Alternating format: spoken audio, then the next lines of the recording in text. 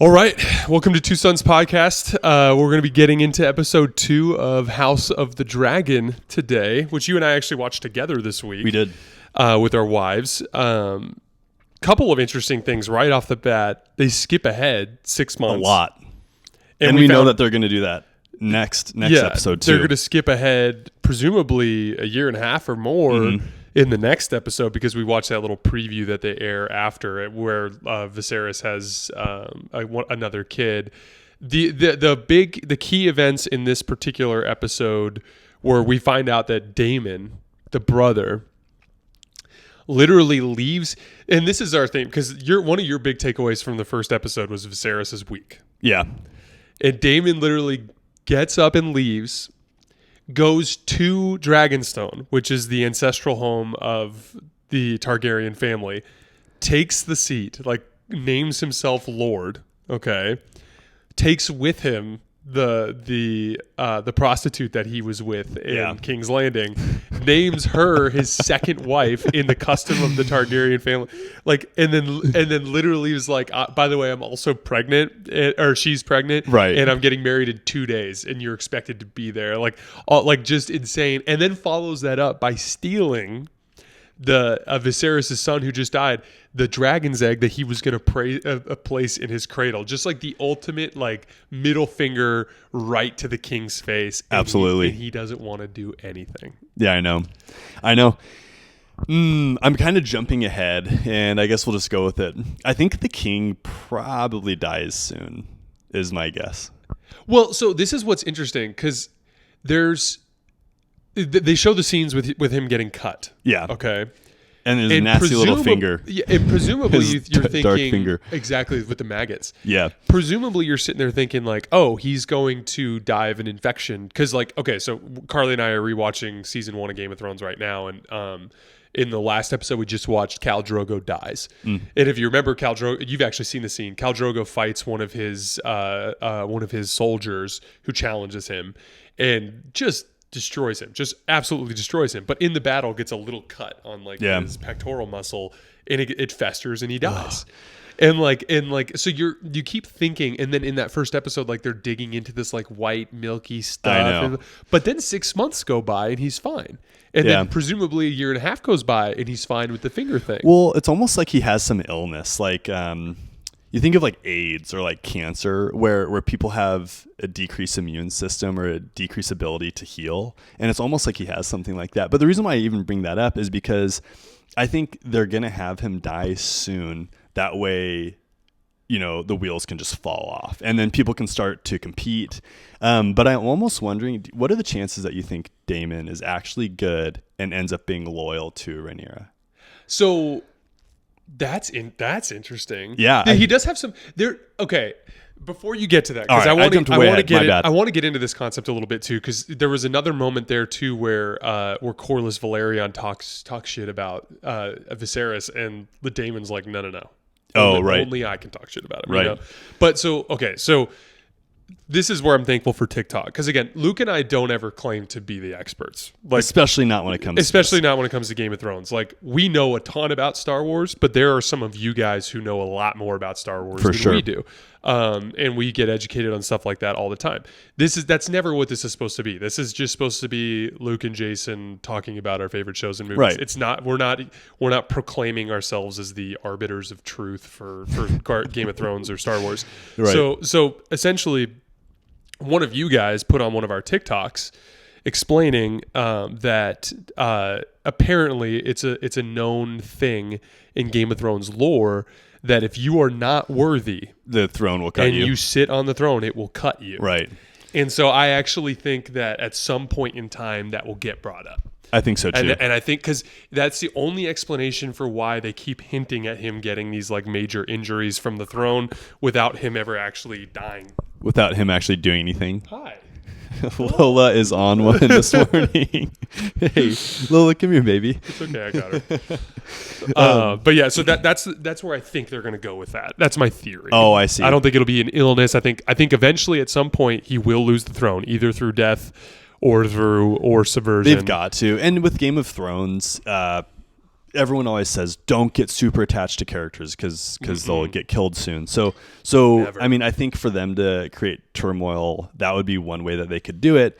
But there's these little areas where Daemon has this like little shots where he's actually good. Yeah, right? absolutely. Where like you almost kind of like the guy even though he's a complete a-hole. For example, when he ends up throwing the egg back to her. Oh yeah, I thought that was like really cool because he didn't have to do that. He could have just held it and he could have just been a jerk about it. But he ended up giving it back to her, which I think said a lot for his respect for her. And I don't know if that's just setting things up for it to be super traumatic for if he ever has to like kill her or something like that. Sure, that'd be a good tactic as well. But I would not be surprised if he ends up stating his allegiance for her. Do you remember that in week 1 when I said like my theory with Daemon is that he's not evil, he's just on the opposite end of the spectrum of Viserys? Like that's kind of where I'm kind of like viewing him as like there's evil in Game of Thrones. Like Cersei, she's straight up evil. Like that woman would burn the entire world down for her family. You know what I mean? I don't think Daemon would. Like I think Daemon has some amount of honor, has some amount of honesty and willingness to see the total vision. Right. You know what I mean? He's kind of acting out right now. Exactly. And it looks like at the end of the show that he may or may not be forming some sort of ally relationship with Corlys Velaryon because of the Viserys. Right. Like, okay, it's weird because like he clearly views it as creepy for him to get involved with the young Valerian girl. I know. But like this is like classic. But he's Game also of like Thrones. falling head over heels for Alicent. Yeah. So it's like in one moment you're like he's like, yeah, but what did your mother tell you? Because he's creeped so out. Creepy. But then he's like a total creep with Alicent. Yeah, I know, but all of a sudden Alicent looks like a grown woman compared to the 12-year-old that she's standing next to. Exactly. It's just like, oh my gosh. Actually trying to court him at the command of her father, which is a whole other... The King's Hand, I know. All of a sudden, he's a little sketchy, isn't he? Dude. Oh, total sketch. And I picked up on that at the very beginning. You did. I was like, no, he's a nice guy. Yeah. Well, no, you called that. He's a little sketchy. He's looking for his own power, isn't he? The Hightower family. Yeah, it seems like because no one wants to mess with the Targaryens because they have the dragons, right? And at this point, they have 10 dragons, right? And so it's funny because like you can tell like the Valerian family, they want a direct line to the throne. Yeah, the Hightower family, they want a direct line to the throne. Everyone wants a direct line to the throne. That's how they get. And it's the same thing that happens in Game of Thrones at the beginning. Like it's the same type of idea that was happening there. Like, and it's all you pick up quickly because like so when Robert Baratheon in Robert's Rebellion captures King's Landing and Jaime Lannister kills Aerys, the Mad King, he's told that he needs to marry, and he chooses to marry Cersei because the Lannister family had the most money and the most soldiers. And so love. He was exactly. He was basically because he was madly in love with Ned Stark's sister in reality. But he basically gets married for political power to strengthen his hold on the throne. And that's literally what's happening there is like Corlys Velaryon's like, dude, like the throne is viewed as weak. Like they're attacking your ports in Essos. They're your brother's doing this crazy stuff. Like you have to give off of an aura of strength, and the only way you're going to do that is if you combine our houses. Combine two houses. Yeah. So you were talking about.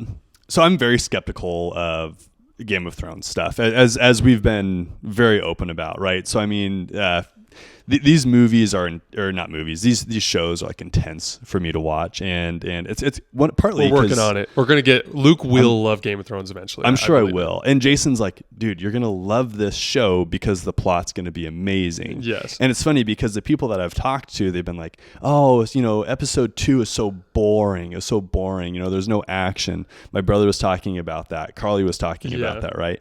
And this has been, I loved the Oh, yeah, it was a second great episode episode. because there's so much plot development, and also the whole entire like shipping lane issue is incredibly interesting to me. And maybe you and I are just complete nerds for stuff like this. Like that's one of the reasons why we love Thrawn so much is because it talks about essentially like shipping lanes, but we're talking about space, of course. But this is true, ocean shipping lanes, and how essentially if those are blocked or taken over, then it can completely cripple an entire kingdom, and then the king is just completely glossing over that like it's not a big deal. Well, and it's interesting. It's good plot for sure. And Viserys, once again, kind of like in the first one when we were talking about the baby thing, even in his weakness, there's like reason behind it. Like for instance, like he basically says like, yeah, they're attacking our ports. But he's like, who do you think is funding the crab feeder? Oh, I see. The free cities of Essos. And he's like, if we attack, like, do you want open war with the free cities?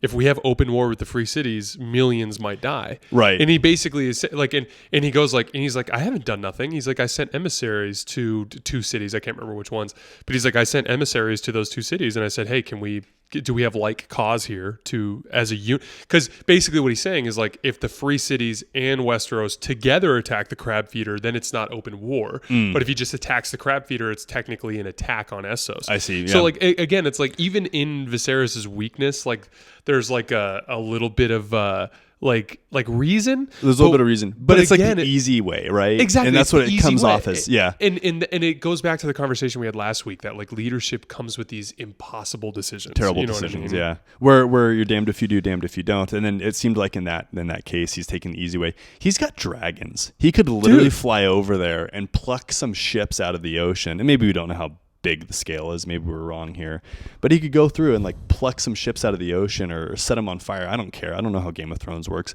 but they burn everything. They burn everything. But he could shut that down to where pirates are looking at their homies, getting burned alive, thinking, I don't know if I want to be a pirate anymore. This doesn't look that fun. So, and he's not doing that. He's way too political, and it seems like in this world, the Game of Thrones world, you can't be all that politically correct. You just have to take over and dominate. Absolutely. And that's kind of an interesting plot point too with Game of Thrones compared to something like Star Wars or even what we traditionally know as Lord of the Rings. Like Lord of the Rings and Star Wars, it's true good versus true evil, even though Jason doesn't think Palpatine's evil. It's true good versus true evil, whereas Game of Thrones is essentially a highlight of man's desire to conquer and to be in charge. Power. The thirst for power. Yeah. So like, pretty much every single character that we know, that's a huge statement. A lot of the characters that we know of in Game of Thrones they're not good, they're not bad, they just want power. Yeah. Right? And it's a huge contrast with a lot of movies. Everything's nowadays. a gray area. Everything gray area. And if you operate very within messy. if you operate within the strict confines of honor, it will get you killed. It'll like get what you happened killed. to all the Stark family. And the like again, you find out at the end like Ned Stark gets betrayed by the City Watch when he tries to enforce Robert Baratheon's final command to make him basically protector of the realm until Joffrey grows up. And in that moment, he gets betrayed by the Lord of the City Watch, or the Lord Commander of the City Watch. And literally, you find out afterwards that the Lannister family gifted him the castle of Harrenhal and all of its lands and all of its people basically for all time for the rest of his family's generations. And you're like, oh, like the Lannisters just basically straight up paid for a guy to betray Ned Stark. And like that's a really tough take on humanity. Yeah, it Game is. of Thrones but is. it is. It's a tough take on humanity. So we only have a couple more minutes. So the last thing I wanted to touch on, and you hit it on this, we just were talking about this with the dragons. When they're talking about what to do about the crab feeder, Rhaenyra speaks up. And she straight up says, like, we have dragon riders. We could send me over there. We'll mess stuff up. And we will. I saw what you said with your eyes, and then you said what you actually said. Exactly. Yeah. And he's like, and she's basically like, it'll be a show of power. Right. And of course, Otto Hightower steps in and is like, hey, can you get your daughter out of here? Yeah. And then she ends up going to pick the next Lord Commander of the Kingsguard. And in that moment, or the next member of the Kingsguard. And it turns out, though, that she kind of demonstrates her thought there later on. Like, so Otto Hightower sends a detachment of 20 swords to Dragonstone to basically tell Daemon Targaryen that everything's done. But And Otto, these dudes looked exceedingly weak. oh, dude, they were little dudes. Yeah, that was not the best attachment. And of a soldiers. handful of them. They said 20, and then when you actually saw what 20 soldiers looked like, not much. Not much. And of course, as you learned from the first episode, Otto Hightower has like clear beef with Daemon, so he just is an idiot and goes in and just starts talking trash, and just being super aggressive with Daemon, which of course just pisses Daemon off. Right. So then Daemon's dragon comes up, and in what I thought was a really cool power move and an example of strong leadership, Rhaenyra just shows up with her damn dragon.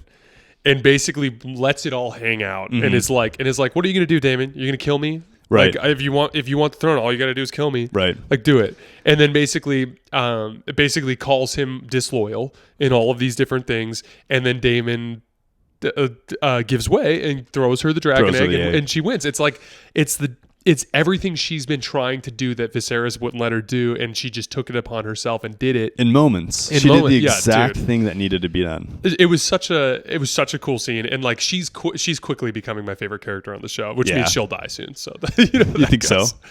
I don't know, but that's how it works, right? That's just Game of Thrones. Yeah, that's just how it works. But yeah, so that's we're out of time, so we got to get going. But next week we'll get into episode 3 of Game of Thrones. We'll do initial impressions of Chaos Rising from the Thrawn Ascendancy trilogy, and we will do the first episode of Lord of the Rings. As always, we appreciate your guys' support, and we'll see you next Wednesday. Thanks a lot.